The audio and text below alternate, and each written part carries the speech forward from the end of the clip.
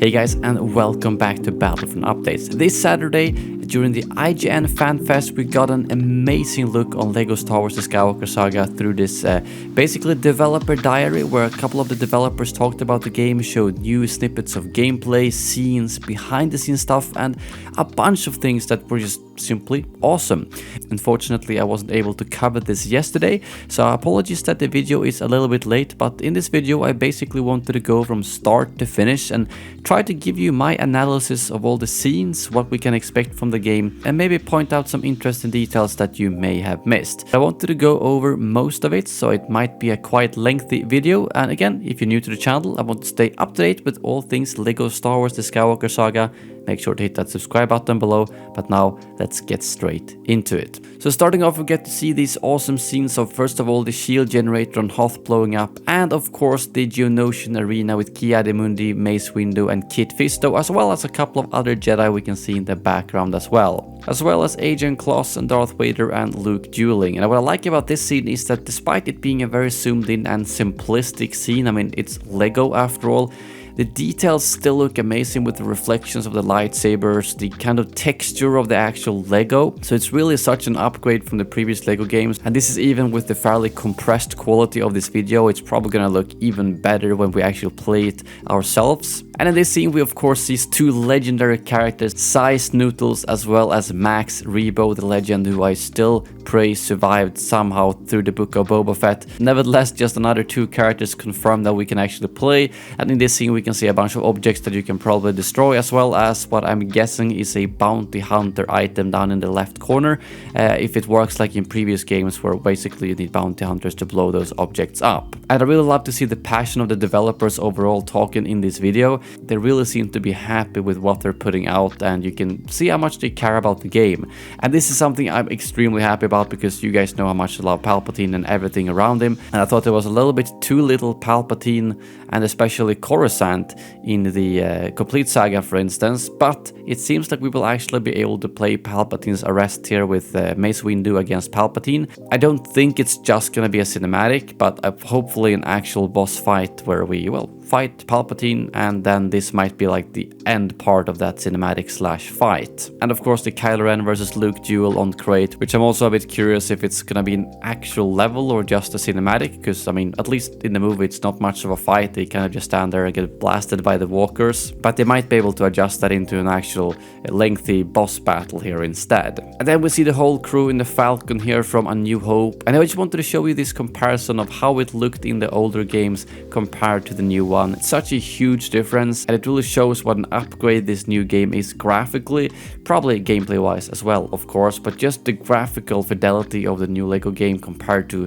the old ones is amazing, and I think this shot in particular really shows that. In this shot in the throne room where Rey is battling out Kylo, we can also see BB-8 in the background, plus like some type of debris on the ground there that's blue, which means she can pick it up, and I also noted a purple stud on Palpatine's throne as well. But then we get to some really interesting stuff, because they basically show us like what they call the style guide of 3 whole episodes, so we get to see almost exactly which levels we will be able to play during this episode. So I wanted to go over that because that's the biggest piece of information out of this whole video. And as you guys probably remember, there's gonna be 5 levels in each episode, excluding of course hub stuff, space and all that kind of stuff, but for the actual story it's gonna be 5 levels per episode, but each level then of course includes different parts. So for instance, here is for episode 2, we have the main intro, then we have the Coruscant Federal District, and also Padme in her suit from when her ship gets bombed, and then we have the assassination where we get to fly around, and I'm excited to try this out because flying that ship was not the smoothest experience in the old games, so I'm really looking forward to seeing how they've improved the vehicle controls in the new game. And then we actually get to go inside the cantina there on Coruscant, where we probably end the mission by capturing Sam Weasel. And then we're off to the Coruscant Jedi Archive with Obi-Wan, followed by the Camino Interior, and then the Camino Jango boss fight. And then we get to the second level of the episode called Hunt for Jango, where we're obviously flying around with the Obi-Wan starship hunting the Slave One, and we're probably gonna experience some seismic charges. After which we head over to Naboo Theed with Padme and Anakin obviously, as well as Tatooine Mos Espa looking for his mother, most likely Tatooine Desert. And after which we're back to Geonosis with the local space, then Geonosis Petronaki, and Geonosis Infiltration, where we will hopefully get to experience a upgraded version of the Droid Factory, a level that I thought was pretty fun in the old games. And that's also the third level of the episode, followed by Coruscant Federal District and the fourth level Geonosian Arena, which I'm also very excited to see the improvements on compared to the previous games. And then another level called Geonosis Petronaki, and the final level of episode 2 is going to be called Battle of the Jedi. And there's actually 2 levels called Battle of the Jedi, so it looks like you're fighting droids first, and then the last part is probably going to be the duel with Dooku. I'm guessing we might get to play both Obi-Wan, Anakin and Yoda.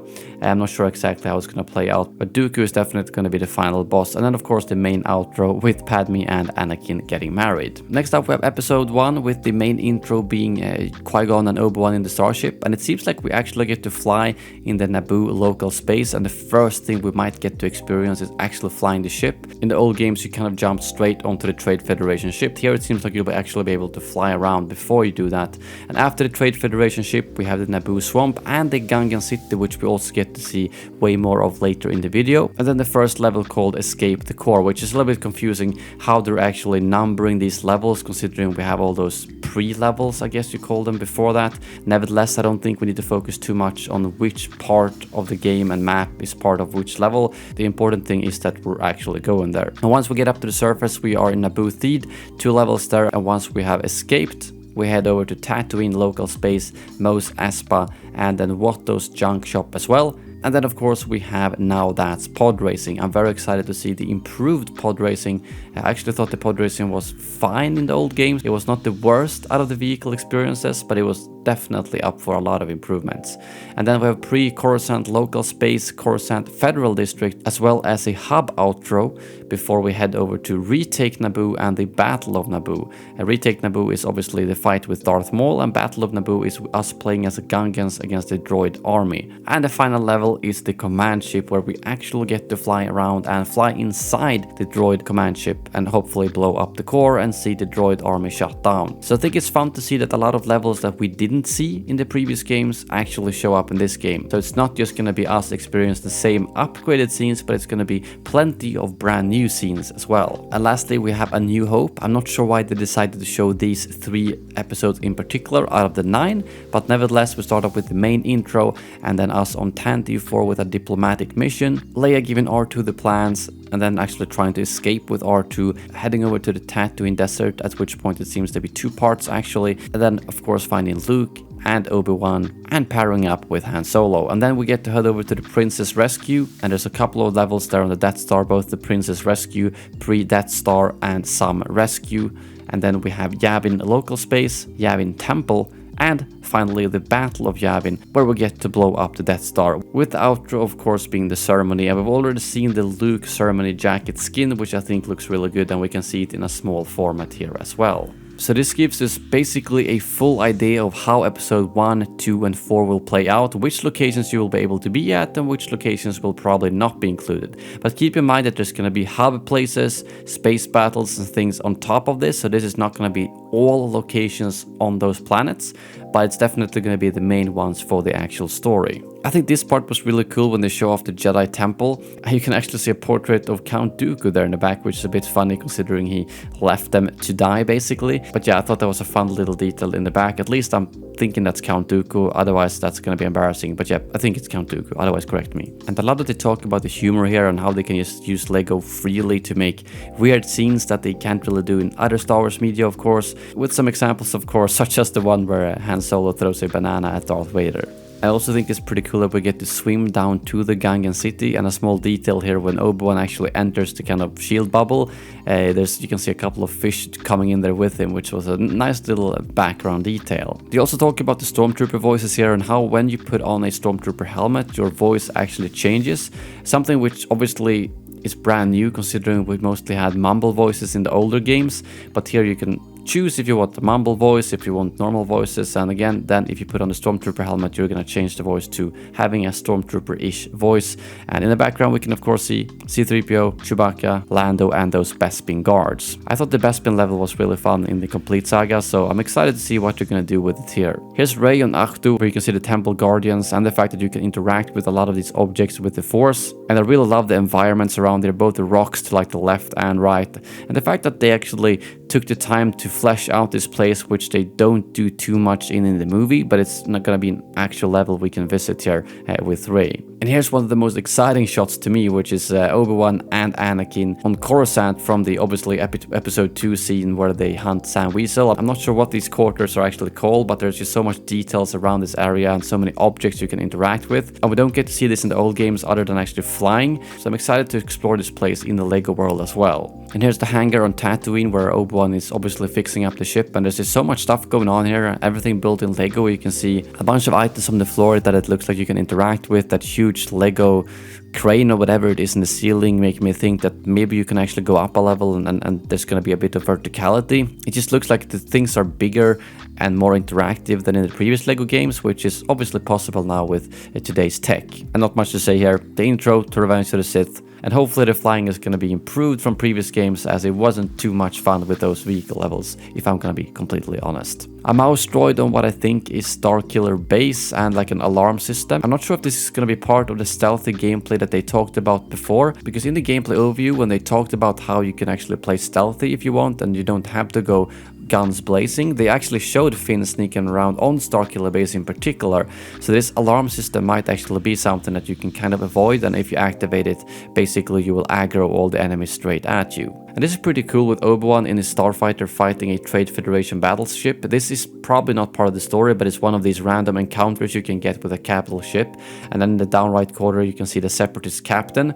It basically seems like when you get these type of capital ships, your main goal is first of all to take out all the turrets and possibly even the core right here, after which point you can actually board the ship and then fight that final boss, which in this case is the Separatist captain. They also show how they made the Vexis snake, which is native to Pasana, but here it's actually available on Tatooine, because down here it says Jundland Waste and the Sarlacc pit, and of course as well as having a bantha right there. So I guess the Vexis snake might be available on more sand planets than just Pasana. And I really love the way Tatooine looks here, with the amount of NPCs and items you can interact with, and of course the banthas, which the animations for look amazing. Like a bantha. They've added just enough Lego on top of it, but then also made the animations amazing, where like basically they can stand and dance with R2-D2, and you can ride around Mos Espa or Mos Eisley if you want to and just chill out. So I don't know, I'm really liking the banthas. And the Gungan City is another place we couldn't visit in the old games, but here it seems to be an actual huge area just based on just this gameplay, because you can see studs pretty far away, indicating that you can actually walk all over the place.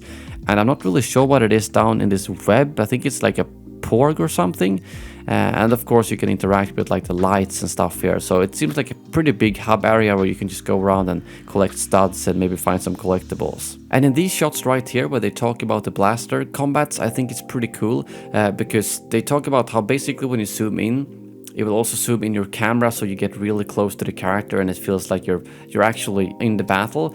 And this is something that the old games didn't do much. You basically kind of spam shoot in all directions and it would hit the enemies. But right there it zooms in almost like an FPS game, and you actually have to aim at the enemies, adding way more skill and freedom to the game. But like I've mentioned in previous videos, there's gonna be like auto-aim, homing shots and stuff like that. So it doesn't necessarily mean that it's gonna be a lot harder. But for those of us who want a challenge, we're gonna get that. And I also think it's gonna be nice to be able to aim freely, because a lot of times in the old games, the shots didn't really go where you wanted to, especially if you had to shoot something up in the ceiling or stuff like that. It could take quite a few attempts, and also killing your other friendly characters kind of over and over. And I also like the fact that they have this really clear health bar on all the enemies, so when you shoot them, you know how many shots it's gonna take to take them out. A nice little detail that I really appreciate. And this is actually Darth Vader on what I think is the Invisible Hand, the Separatist ship we see in episode 3, throwing around some droids. And that's also something you talk about here, how freely you can use the Force powers. You can basically pick up anything, same as here where we see Obi-Wan chucking this big ass object on some stormtroopers. And we also get to see a stormtrooper over there to the left, which I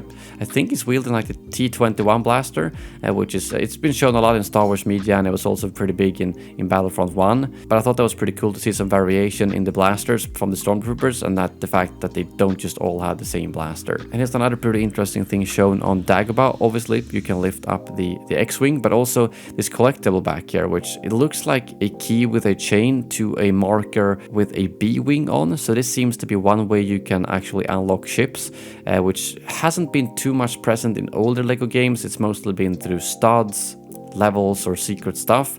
But here some of the collectibles will actually be objects on the levels that you just find and then instantly unlock the B-Wing, for instance.